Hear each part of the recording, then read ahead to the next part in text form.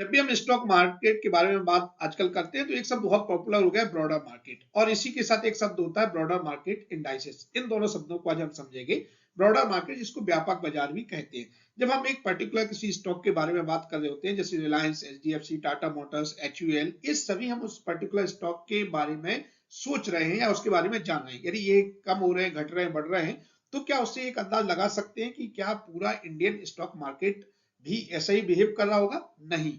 तो Indian stock पूरा market किसी भी सिचुएशन में जब बिहेव कर, जो उसका जो बिहेवियर होता है उसके बारे में जानना होता है, तो हम ब्रॉडर मार्केट के बारे में बात करना शुरू कर देते हैं। यानी हम एक ऐसे मार्केट के बारे में बात कर रहे हैं जहां पर हम एक से अधिक स्टॉक को एक साथ करंट सिचुएशंस में उनके प्रभाव को या उसके इम्पैक्ट को देख रहे हैं। जैसे कि अगर हम कहें कि ब्रॉडर मार्केट से जुड़े हुए इंडाइसिस कौन कौन से हैं, तो यहाँ पर ब्रॉडर मार्केट से जुड़े हुए जो इंडाइसेस हैं, Nifty 50, Nifty 100, Nifty 500, Nifty total market और भी होते हैं, उनकी बात करेंगे। तो निफ्टी 50 में यदि जब आप इसके कॉन्स्टिट्यूएंट्स देखेंगे तो निफ्टी 50 के कॉन्स्टिट्यूएंट्स क्या है? इसमें रिलायंस भी है, तो इसमें टाटा मोटर्स भी है, तो इसमें बैंकिंग सेक्टर के एचडीएफसी, एसबीआई भी है, तो इसमें कई पीएसयू स्टॉक्स भी है। इसका मतलब है कि निफ्टी 50 जब किसी भी सिचुएशन में इंपैक्टेड हो रही होगी, इस पर प्रभाव पड़ रहा होगा, तो हम कह सकते हैं कि एटलीस्ट निफ्टी की जो इंडिया की लार्ज कंपनियां हैं वो इस करंट सिचुएशन में ऐसा बिहेव कर रही है। ऐसे ही निफ्टी 100 में, निफ्टी 50 में मोस्टली लार्ज कैप कंपनियां ही हैं। निफ्टी 50 के बाद जो निफ्टी 100 दूसरा एक ब्रॉडर मार्केट इंडाइसेस आता है, इसके जो कॉन्स्टिट्यूएंट्स हैं इसमें मिड कैप कंपनियां भी हैं और लार्ज कैप कंपनियां भी हैं। निफ्टी 500 में मिड कैप, स्मॉल कैप और लार्ज कैप भी हैं। तो क्या निफ्टी 100 में वो कंपनियां नहीं होगी जो निफ्टी 50 में है? ऐसा नहीं है, कुछ कंपनियां इसमें, कुछ स्टॉक्स इसमें होते हैं, लेकिन ज्यादातर वेटेज जो फॉर्म होता है उस वेटेज फॉर्म के आधार पर किसी भी इंडाइसेस के इम्पैक्ट को कैलकुलेट किया जाता है।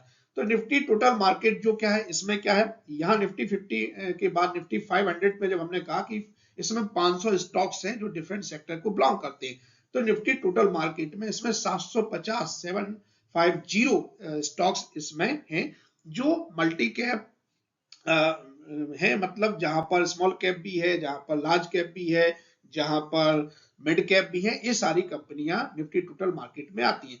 तो इंडाइसेस बनते कैसे हैं? अलग अलग इस सेक्टर के स्टॉक्स को लेके किसी एक पर्टिकुलर वेटेज फॉर्म में, एक सीक्वेंस में रख के उनके बेस पे इंडाइसेस को बनाया जाता है।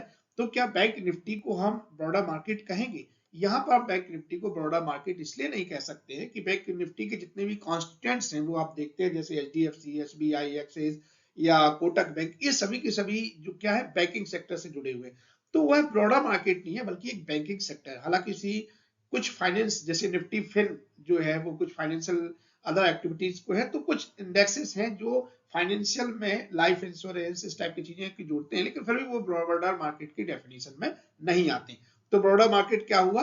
ब्रॉडर मार्केट एक ऐसा मार्केट जहां पर मोर देन वन सेक्टर के स्टॉक्स या एक से अधिक स्टॉक जो अलग अलग सेक्टर को बिलोंग करते हैं, उनकी जब हम किसी सिचुएशन में बात करते हैं तो हम उसको ब्रॉडर मार्केट कहते हैं।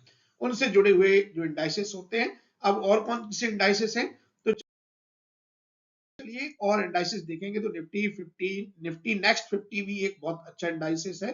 Nifty 100, 200 total market, Nifty 500, Nifty 500 multi cap, ratio base इनका भी रेशियो है 50, 25, 25, a large cap, small cap, mid cap, इस बेस पे एक नया इंडाइसिस है। Nifty mid cap 150, Nifty mid cap 50, Nifty mid cap select, ये ऑप्शन फ्यूचर में भी चलता है। Nifty mid cap 100, Nifty small cap 250, Nifty, ये सभी जो है, ये सभी इंडाइसेस लार्ज कैप इंडाइसेस के नाम से जाने जाते हैं। इसका मतलब है कि इन सभी इंडाइसेस को जब हम एक किसी सिचुएशन, जैसे मान लीजिए कोई इलेक्शन है, या अभी मान लीजिए करंट में डोनाल्ड ट्रंप जो टैरिफ है का सिचुएशन है, या इंडिया की जो करंट पॉलिटिकल, जियो पॉलिटिकल जो डिफरेंट सिचुएशंस होती है, उनमें मार्केट के ऊपर क्या इम्पैक्ट पड़ सकता है, जब उसको हमें जानना होता है तो हम ब्रॉडर मार्केट इंडाइसिस को थोड़ा सा ज्यादा स्टडी करना शुरू कर देते हैं।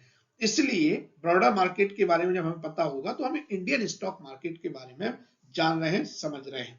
सो आपको जब एक से अधिक सेक्टर या एक पर्टिकुलर स्टॉक के अलावा और अधिक स्टॉक्स को और अधिक सेक्टर्स को फाइंड आउट करना होता है, एक्सप्लोर करना होता है कि ये किस टाइप से आने वाले दिनों में अच्छा, बुरा या क्या परफॉर्म करने वाले हैं, तो हमें ब्रॉडर मार्केट के सीन पर ज्यादा फोकस करना चाहिए, क्योंकि हमारा जो स्टॉक मार्केट है, इंडियन स्टॉक मार्केट है, वो कहीं ना कहीं कनेक्टेड है।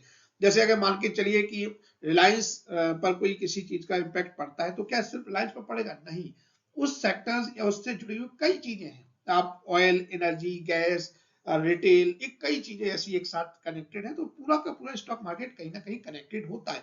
तो ब्रॉडर मार्केट हमें एक कंप्लीट सीन या सेंस देता है, जहां पर हम आने वाली सिचुएशंस के लिए प्रिपेयर्ड होते हैं कि क्या हमारा इन्वेस्टमेंट आने वाले दिनों के लिए अच्छा रहेगा, या हमें कहाँ अपने आप को शिफ्ट करना चाहिए, अपने पैसे को कहाँ इन्वेस्ट को कहाँ शिफ्ट करना चाहिए। तो ब्रॉडर मार्केट का जो चीज है वो जानना ज्यादा जरूरी होता है। That's great, let me meet in another video.